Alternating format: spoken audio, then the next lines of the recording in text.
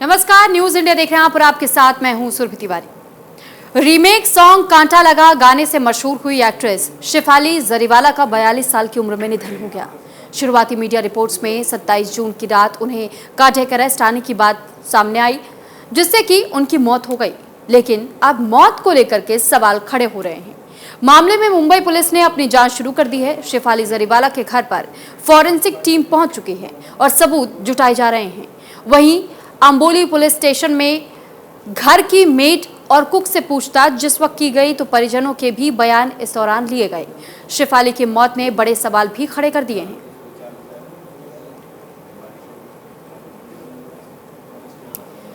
तो फिलहाल देखिए, कई ऐसे सवाल हैं जो कि इस वक्त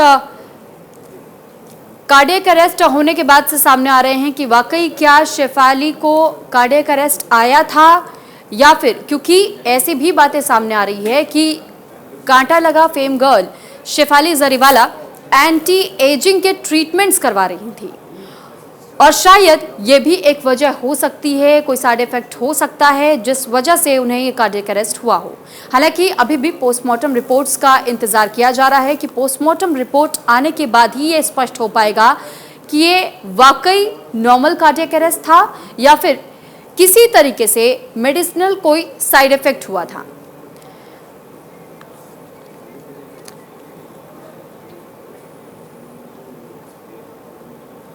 तो बीती देर रात अचानक से खबर सामने आई कि कांटा लगा फेम गर्ल और बॉलीवुड एक्ट्रेस शेफाली जरीवाला का निधन हो गया है। ग्राफिक्स के जरिए भी हम आपको कुछ और जानकारियां बता देते हैं। दरअसल बताया जा रहा है कि 42 साल की महज थी शेफाली जरीवाला, जिनका निधन हुआ। कार्डियक अरेस्ट वजह अब तक सामने आई है और ये बताया गया कि लगभग देर रात 11 बजे के आसपास में अचानक से शेफाली की तबीयत बिगड़नी शुरू हुई। इसके बाद उन्हें अस्पताल ले जाते वक्त दिल का दौरा पड़ा। पोस्टमार्टम के बाद से मौत की वजह साफ हो पाएगी, क्योंकि दावा ये किया जा रहा है कि वजह कुछ और भी हो सकती है, इसलिए इंतजार पोस्टमार्टम रिपोर्ट का है। मुंबई पुलिस ने 4 लोगों का बयान भी इस मामले में दर्ज किया है। पति पराग त्यागी समेत 4 लोगों के बयान अब तक दर्ज हुए हैं। सलमान खान के साथ भी शेफाली ने काम किया है। बिग बॉस 13 में भी शामिल हुई थी शेफाली जरीवाला। तो शेफाली जरीवाला का जो करियर जिस तरीके का रहा है, और ऐसे में उनके इस करियर को लेकर भी हर कोई ये जानना और समझना चाह रहा था कि क्या वाकई ये मामूली कार्डियक अरेस्ट था या कोई और वजह थी। तो फिलहाल देखिए, शेफाली जरीवाला का जो सफर अब तक का रहा है। शेफाली जरीवाला का जन्म 15 दिसंबर 1982 को हुआ। शेफाली ने साल 2002 में कांटा लगा गाने से सुर्खियां बटोरी थी। शेफाली जरीवाला ने मीट ब्रदर्स के हरमीत सिंह से शादी की और फिर शेफाली जरीवाला के ये रिश्ता 2009 में पूरी तरीके से खत्म भी हो गया था। उसी दौरान उनकी मुलाकात अभिनेता पराग त्यागी से हुई थी। पराग त्यागी की दोस्ती प्यार में बदली और फिर साल 2014 में इन दोनों ने आपस में शादी कर ली। शादी से पहले शेफाली और पराग ने साथ में नच बलिए में हिस्सा भी लिया था। शेफाली और पराग ने दर्शकों के बीच अपनी केमिस्ट्री से खूब तारीफें भी बटोरी थी।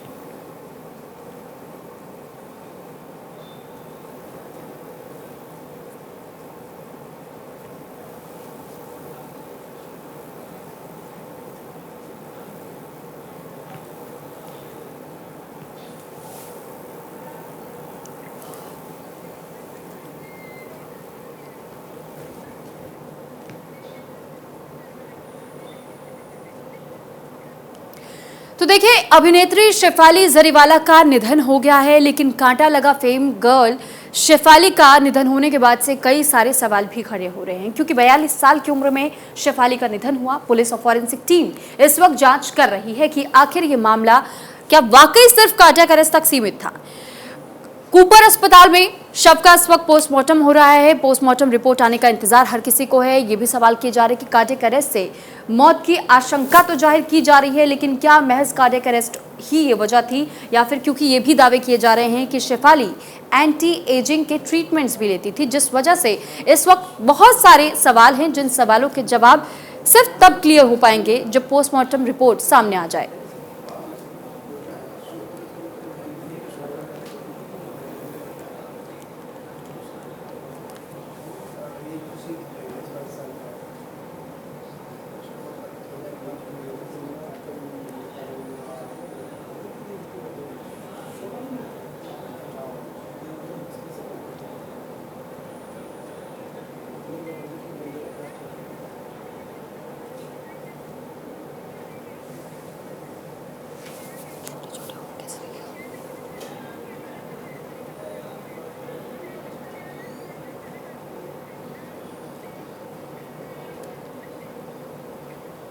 तो शेफाली की मौत कैसे हुई हम आपको ये भी बता देते हैं। देखिए, शेफाली की मौत को लेकर के कई सवाल है कि कैसे हुई शेफाली की मौत, कैसे हुई शेफाली की मौत।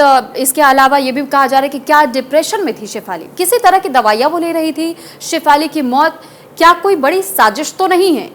कैसे हुई शेफाली की मौत, इस वजह से भी सवाल उठाया जा रहा है, क्योंकि इसमें अलग अलग एंगल सामने आ रहे हैं। क्या एक वजह डिप्रेशन हो सकती है? कार्डियक अरेस्ट आना आज के वक्त में जिस तरीके से लोगों को ये लग रहा है कि बहुत आम हो चला है, क्योंकि बच्चों में भी कार्डियक अरेस्ट की समस्या देखने को मिली है। लेकिन शेफाली में जिस तरीके से शेफाली को लेकर ये सवाल इस वक्त उठाए जा रहे हैं, एंटी एजिंग का भी एक एंगल सामने आ रहा है।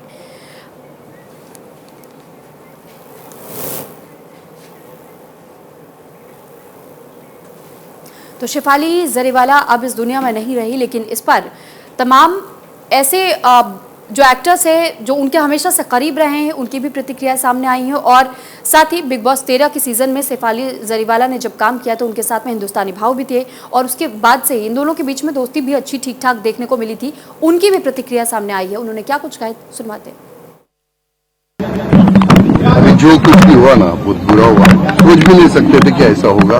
अरे मोबाइल किसका है? जो साल में 2-3 बार मेरे को बहुत एकदम सुबह से लेकर शाम तक जो फोन बजते थे, एक तो रक्षाबंधन के टाइम, एक गणपति बापा के टाइम और एक भाऊबीज के टाइम, बस अभी मोबाइल में तो नाम है उसका, फोन नहीं बजेगा।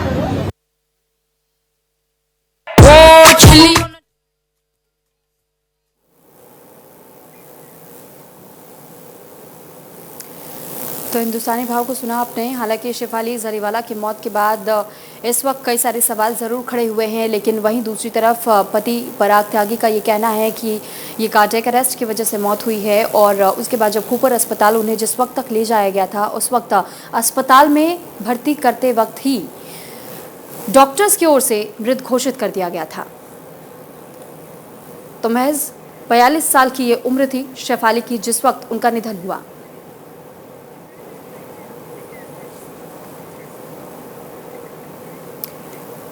और इस पर हमसे बातचीत करने के लिए डॉक्टर अंजलि हुड्डा जी हमारे साथ इस वक्त जुड़ चुके हैं, एमडी है मेडिसिन में। सबसे पहले बहुत स्वागत करना चाहूंगी मैम आपका। लेकिन मैम, बेहद दुखद खबर ये सामने ज़रूर आई है, पर सवाल इस वक्त कई सारे खड़े हो रहे हैं। क्या कार्डियक अरेस्ट जिस तरीके से इन दिनों लोगों के लिए बहुत आम शब्द हो चुका है, क्योंकि हम देख रहे हैं कि 12-14 साल के बच्चों को भी कार्डियक अरेस्ट जैसी समस्या का सामना करना पड़ जा रहा है। यहाँ तक कि हमने देखा है कि कोविड के बाद से बहुत ऐसे लोग जो अचानक किसी जगह पे खड़े हैं, खाना खा रहे हैं, डांस कर रहे हैं, किसी भी अवस्था में गिरते हैं और उसके बाद वो फिर उठ नहीं पाते। तो मैम, ये आज के वक्त में कितना नॉर्मल हो चुका है, कितना ज़्यादा हमें इसे बहुत रिस्की फैक्टर के तौर पर देखना चाहिए, क्या कुछ अलर्ट हमें बरतने चाहिए, मैं आपसे जानना चाहूँगी। देखिए, तो पहले बहुत ही दुख की बात है कि शेफाली इतने यंग एज में चली गई, लेकिन कार्डियक अरेस्ट बहुत कॉमन भी हो चुका है और इसके कई रीजंस होते हैं। और मोस्टली जो लोग वैक्सीन लगवाए हुए हैं, जो कोविड वैक्सीन, उसके बाद ये बहुत देखा जा रहा है। So not only vaccine, actually lifestyle पे डिपेंड करता है कि आप कितना सोए, और सोने के कई लोग क्या करते हैं, नींद पूरी नहीं होती, टॉक्सिन्स कंज्यूम करते हैं और फिर जिम चले जाते हैं। आई डोंट नो एट ऑल कि शेफाली के लाइफस्टाइल का कैसा था। मुझे इतना जरूर पता लगा है कुछ लोगों से कि she had epilepsy, but I don't know what the reason of her death is. But बहुत सारे यंग लोगों की डेथ की वजह लैक ऑफ स्लीप है, and lack of sleep leading to high cortisol level and leading to pressure on the heart, and वो heart attack होने का चांसेस बढ़ रहे हैं सारी यंग जनरेशन में। मैम, सवाल ये भी है कि अभी आपने भी कहा कि अगर लैक ऑफ स्लीप होता है, लेकिन लैक ऑफ स्लीप के पीछे भी कई वजह बताई जाती है। कभी एंजाइटी होती है, कभी पैनिक सिचुएशन हो जाती है, कभी बहुत ज़्यादा स्ट्रेस हम किसी चीज़ को लेकर के ले रहे हो, या फिर डिप्रेशन में हो। तो क्योंकि शेफाली वाले मामले में भी ये एंगल आ रहा है सामने कि हो सकता है कि वो डिप्रेशन में भी थी, कुछ वो मेडिसिन ले रही थी, हालांकि वो जिम जाती थी, एंटी एजिंग के भी ट्रीटमेंट्स ले रही थी, ये भी बातें सामने आ रही हैं। देखिए, जिम जाना इज नॉट रियली कि आपको बचा लेगा किसी चीज से। अगर आपके अंदर कोई बेसिक एक इशू चल रहा है, अगर आप उसको एड्रेस नहीं करोगे और ऊपर से जाके आप जिम जाओगे, तो आपको और इन्फ्लेमेशन होने का चांस होता है। तो अगर आप कोई ऐसे दवाई ले रहे हो जिससे आपका, जैसे एंटी डिप्रेसेंट्स में इंसोम्निया बहुत कॉमन है, नींद नहीं आती है, और आप फिर भी सोचते हो नहीं मेरे को रूटीन से जिम जाना ही जाना है, वर्कआउट करना ही करना है, तो वो आप अपने ऊपर एक प्रेशर डाल रहे हो।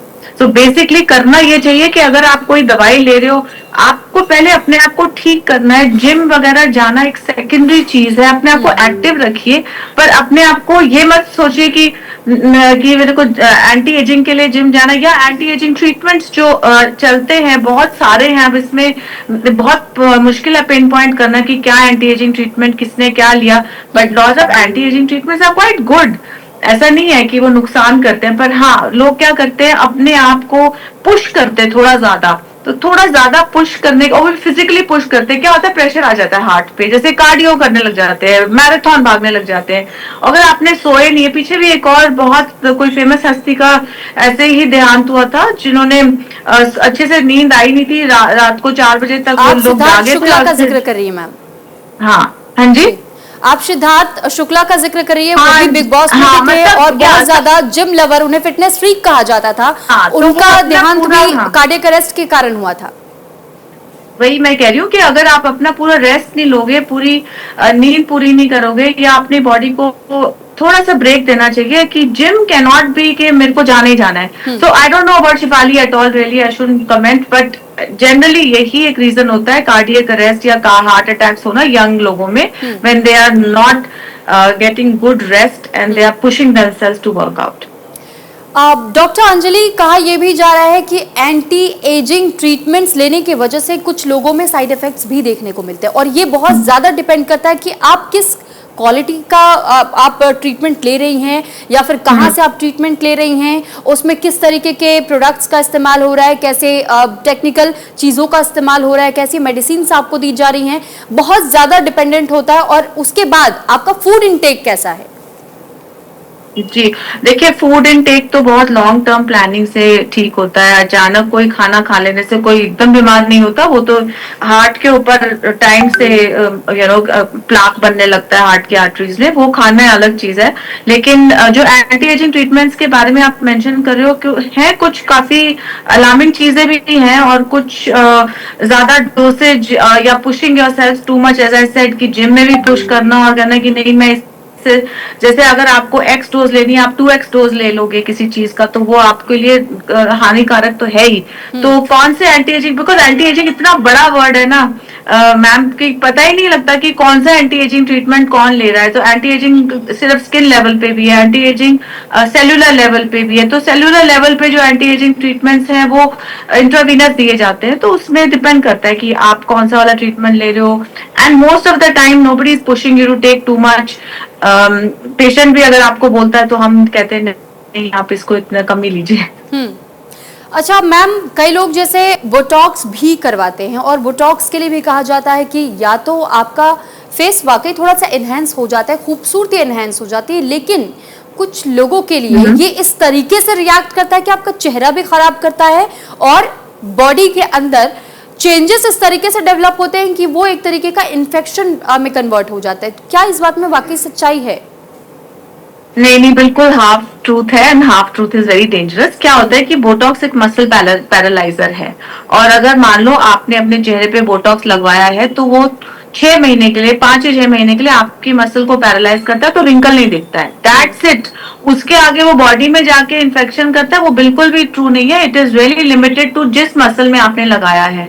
बोटॉक्स को कई जगह थेरेप्यूटिकली भी यूज किया जाता है, जैसे माइग्रेन ट्रीटमेंट में, या एक्सेसिव पेन या एक्सेसिव स्वेटिंग में यूज किया जाता है। तो वो बॉडी में एंटर करके आपको कोई इन्फेक्शन कॉज नहीं करता, या कोई there is no systemic involvement, वो सिर्फ लोकल इन्वॉल्वमेंट होती है बोटॉक्स की। So no, that is half truth. ठीक है मैम, अब सवाल कार्डियक अरेस्ट को लेकर भी है कि जिस तरीके से ये बहुत ज़्यादा इस वक्त एक आम शब्द हो चुका है, आए दिन हम सुन रहे हैं कि किसी की जान चली गई कार्डियक अरेस्ट की वजह से, कि इनको हार्ट अटैक आ गया, इनके हार्ट ब्लॉकेज हो गई है, अचानक से हार्ट बीट बढ़नी शुरू हुई, तबीयत बिगड़ी, और उसके बाद से कुछ पता ही नहीं चला कि क्या हुआ, उसके बाद वो उठ नहीं पाए। लेकिन मैम, ये समस्याएं हो क्यों रही हैं? क्योंकि कई एलिगेशंस बीच में भी सामने आए थे कि वैक्सीन्स की वजह से, कुछ लोग कहते हैं कि आप आपकी दिनचर्या कैसी है, आप उसे कैसे मैनेज कर रही हैं, आपका लाइफस्टाइल क्या है, इस पर भी डिपेंड करता है। बिल्कुल, आपके लाइफस्टाइल पे बिल्कुल डिपेंड करता है। आपको देखिए, खाना तो है ही बहुत अच्छा होना चाहिए, सोना बहुत जरूरी है। लोग सोते कम है और मतलब स्ट्रेस में रहते हैं। स्ट्रेस को काउंटर करने का तरीका है मेडिटेशन करना और अच्छी दोस्तियां बढ़ाना, सोशलाइज करना। ज्यादा शराब, ड्रग्स या स्मोकिंग, इससे तो हार्ट और खराब ही होता है। तो ये लाइफस्टाइल के पार्ट्स हैं। और लाइफस्टाइल को जैसे बहुत लोग वेपिंग कर रहे हैं, हुक्का पी रहे हैं, दे थिंक कि कुछ होगा ही नहीं, पर लेकिन होता तो है ही। तो इसलिए ये वाली चीजों को अगर आप ध्यान से देखें ना, अगर आप टाइम से खा के टाइम से सो जाए, तो आई एम टेलिंग यू। और जैसे योग करें, फॉर एग्जाम्पल एक्सरसाइज है, योग करें, या कोई मतलब जिम भी जा रहे हैं तो अंडर ट्रेनिंग सुपरविजन जाए, तो ये सारी चीजें आप उनको अवॉइड कर सकते हो। एज आई सेड, वैक्सीन के बाद भी बहुत हार्ट अटैक देखे जा रहे हैं, so that is also one way of thinking. या बट इट्स वेरी सैड। ठीक है, वैसे मैम जो कार्डियक अरेस्ट को लेकर के जो पहले के कुछ ऐसे लक्षण होते हैं, क्या वाकई कोई भी इंसान ये समझ सकता है कि कहीं ये कार्डियक अरेस्ट वाले ही सिम्टम्स तो उन्हें नहीं दिखाई दे रहे हैं? उसके लिए वो क्या कुछ स्टेप्स ले सकते हैं? देखिए, एक if you are over 30 years, एक बार तो आपका एनुअल चेक होना चाहिए।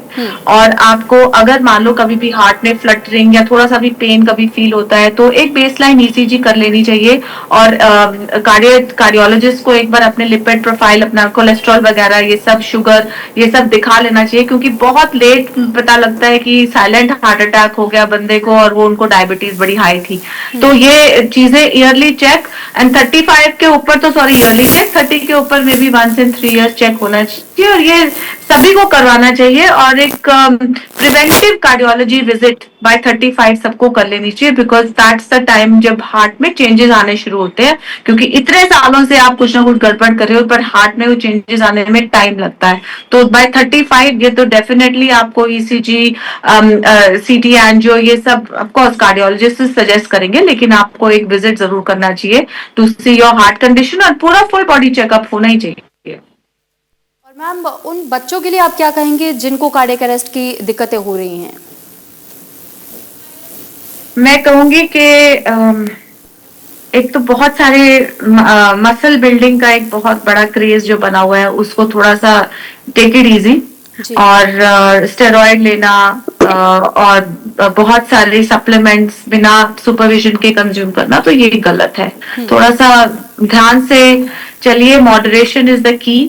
एंड ज्यादा unless you are a body builder on a world stage, I think इस चीजों की जरूरत नहीं होती। और अपना डोंट ईट आउटसाइड, घर का खाना, सिंपल लिविंग, हाई थिंकिंग वाली जो एटीट्यूड है वो चलता है, लंबी चलेगी। जिक्र किया है कि जिस तरीके से लोग स्ट्रेस में रहते हैं या डिप्रेशन में रहते हैं, तो ऐसे में भी बहुत ज़्यादा फर्क पड़ता है, चाहे आप कितना भी हेल्दी लाइफस्टाइल क्यों ना फॉलो कर ले, लेकिन फिर वो चीज़ें आपको अब अचानक से कैसे परेशान कर देती हैं, और उसके बाद से कार्डियक अरेस्ट में क्या ये टर्न हो सकता है, ये भी मैं आपसे जानना और समझना चाहूंगी कि कितना ज़्यादा ज़रूरी है मेंटली फिट होना फिजिकली फिट होने के साथ में।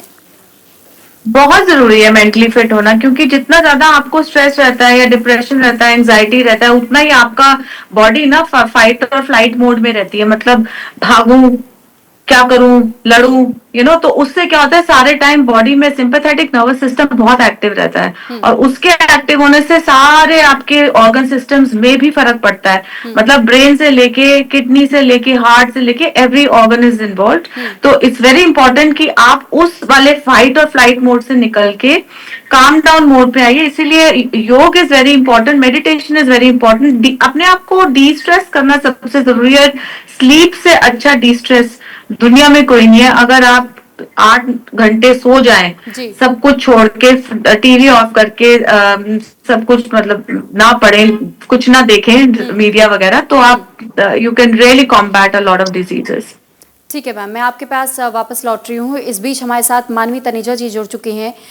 मानवी जी, सबसे पहले तो वेलकम है आपका न्यूज़ इंडिया पर, लेकिन सवाल इस वक्त थोड़ा सा दुखद है, क्योंकि जिस तरह हम देख रहे हैं कि कार्डियक अरेस्ट की प्रॉब्लम बहुत ज्यादा कॉमन होती जा रही है एक्टर्स में भी, खासतौर पर क्योंकि एक्टर्स को लोग इस तरीके से देखते हैं कि इनकी लाइफस्टाइल काफी लग्जरियस रहती है, वो बहुत ज्यादा डाइट कॉन्शियस होते हैं, जिम जा रहे हैं, फिटनेस फ्रीक होते हैं, कुछ लोग एंटी एजिंग ट्रीटमेंट्स भी ले रहे हैं। लेकिन इतना सब कुछ करने के बाद भी जब ऐसी खबरें सामने आती हैं तो फिर सवाल उठते हैं कि आखिर गलत क्या चीज हो रही है। और उससे पहले मैं आपकी प्रतिक्रिया पहले इस खबर के बारे में चाहूंगी जो आपने सुनी। देखिए, सबसे पहले तो बहुत बड़ी दुखद की बात है। ठीक है, बहुत ज्यादा नाम नहीं कमाया था शेफाली ने, लेकिन फिर भी काफी लोगों के दिलों में बसती थी। लोग उनको बहुत पसंद करते थे। वो इवेंट्स करती थी, प्राइवेट शोज करती थी और काफी लोग उनको फॉलो करते थे। इंस्टाग्राम पे भी बहुत ज्यादा वो फेमस थी और काफी उनकी फैन फॉलोइंग थी। लेकिन कहीं ना कहीं मुझे लगता है कि ये जो इंडस्ट्री है, हमारी बॉलीवुड इंडस्ट्री, यहाँ पे लोग तो बहुत आना चाहते हैं पर सक्सेस रेट बहुत कम है। बिकॉज आपको समझना चाहिए कि पिक्चर्स उतनी नहीं बनती जितनी यहाँ पे स्ट्रगल है। उस हिसाब से आपको फिट भी रहना है, आपको अच्छा भी दिखना है, आपको जो ट्रेंड में चल रहा है वो भी रखना है, आपको सारे पैरामीटर्स मीट करने हैं जो एक एक्टर को या मॉडल को करना होता है जब भी आप कोई आप इस लाइन में होती हैं। अगर आपको कोई मूवी साइन करनी है या आपको एल्बम, जैसे ये एल्बम्स के लिए बहुत ज्यादा फेमस थी, मशहूर थी, तो कहीं ना कहीं इन सब चीजों को करने के लिए आप काफी चीजों को कॉम्प्रोमाइज भी कर देते हैं। आप बहुत स्ट्रिक्ट डाइट में चले जाते हैं। आजकल इंटरमीडिएट फास्टिंग चल रही है जिसमें आप 24 आवर्स भूखा रहते हैं, कोई 36 आवर्स भूखा रहते हैं, नहीं तो दिन में 1 मील अ डे ओमैड चल रहा है कि 1 मील अ डे आपको खाना है। तो आप कहीं ना कहीं कुछ न्यूट्रिशन, चाहे आप सुपरविजन के अंडर कर रहे हैं, जैसे मुझसे पहले भी एक लेडी ने बोला, लेकिन आप सुपरविजन के अंडर भी कर रहे हैं पर आप एक ही मील ले रहे हैं, आप 36 आवर्स की फास्टिंग कर रहे हैं। बहुत सारे सेलिब्रिटीज हैं जो मैंने सुना है वो 7 डेज की फास्टिंग करते हैं।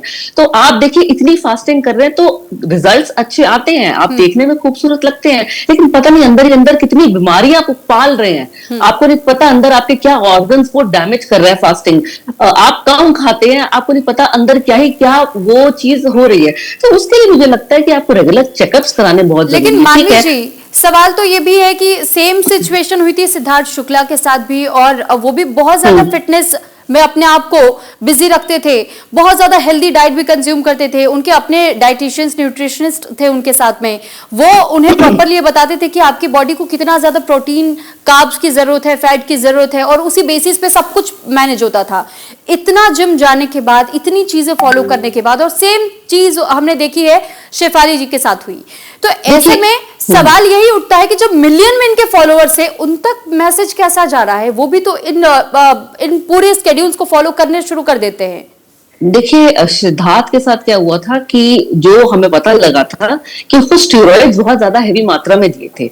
अब शेफाली का पोस्टमार्टम होगा उधर, क्योंकि जहां तक मुझे मैंने सुना है भी न्यूज में कि शेफाली का पोस्टमार्टम के लिए जा चुका है। जी बिल्कुल। तो उधर से पता लगेगा कि कितने मात्रा में वो स्टेरॉइड्स ले रही है, क्योंकि स्टेरॉइड्स लेकर के बॉडी आपकी बन तो जाती है लेकिन वो साइड इफेक्ट्स बहुत ज्यादा छोड़ देती है। तो सुपरविजन के अंडर भी कई वाइज आपके ट्रेनर्स होते हैं, लेकिन वो आपको स्टेरॉइड्स के लिए सजेशन दे देते हैं, पर स्टेरॉइड्स सही नहीं है बॉडी के लिए। तो ये मैसेज तब भी सिद्धार्थ के टाइम पे मैंने बोला था कि स्टेरॉइड्स लेना ठीक नहीं है, आप जो खाएं हेल्दी खाएं। ठीक है, कभी कभार, क्योंकि आप इग्नोर नहीं कर सकते, पूरा टाइम घर का खाना नहीं खा सकते। आप डाइटिशियंस भी कहते हैं कि आप 1 मील बाहर चीट कर सकते हैं, बाहर खा सकते हैं, आप हर चीज को बैलेंस करके चलिए। क्योंकि देखिए, अगर आप घर का खाना खाते रहेंगे पूरा टाइम और जिस दिन आपने बाहर का खाना खाया आपका स्टमक अपसेट हो जाएगा। तो हर चीज की बैलेंस होनी बहुत जरूरी है। आप एक्सरसाइज भी करें, आप योग भी करें, आप उसके साथ वॉक भी करें, लेकिन ये नहीं कि आप दिन में 2 घंटे जिम में बिता रहे हैं। तो आप दिन में अगर 2 घंटे जिम में बिता रहे हैं लेकिन आप उतना खाना नहीं खा रहे, तो कहीं ना कहीं बॉडी को असर कर रहे हैं। तो आपके चैनल से मैं सिर्फ युवा को ये मैसेज पहुंचाना चाहती हूँ कि आप हर चीज नेचुरल तरीके से करें, हर चीज बैलेंस तरीके से करें, और स्टीरॉइड्स वगैरह ना लें, कुछ सप्लीमेंट्स ना लें जिससे आपकी बॉडी शेप, मतलब एक शेप में आ जाती है। वो चीजें मत करें, क्योंकि आगे जाके फ्यूचर में वो यही सब चीज, क्योंकि शेफाली की एज और सिद्धार्थ की एज दोनों की एज एक ही जैसी थी जब वो गए। चलिए ठीक है, थोड़ा सा समय का अभाव है, आप दोनों हमारे साथ जुड़े, अपनी अपनी बातें रखी। डॉक्टर अंजलि हुड्डा हमारे साथ जुड़ी एमडी मेडिसिन में, और मानवी तनेजा जी हमारे साथ जुड़ी, मॉडल हैं आप दोनों का धन्यवाद। लेकिन इस बीच कुछ और भी प्रतिक्रिया सामने आई है, वो भी सुनवा देते आपको।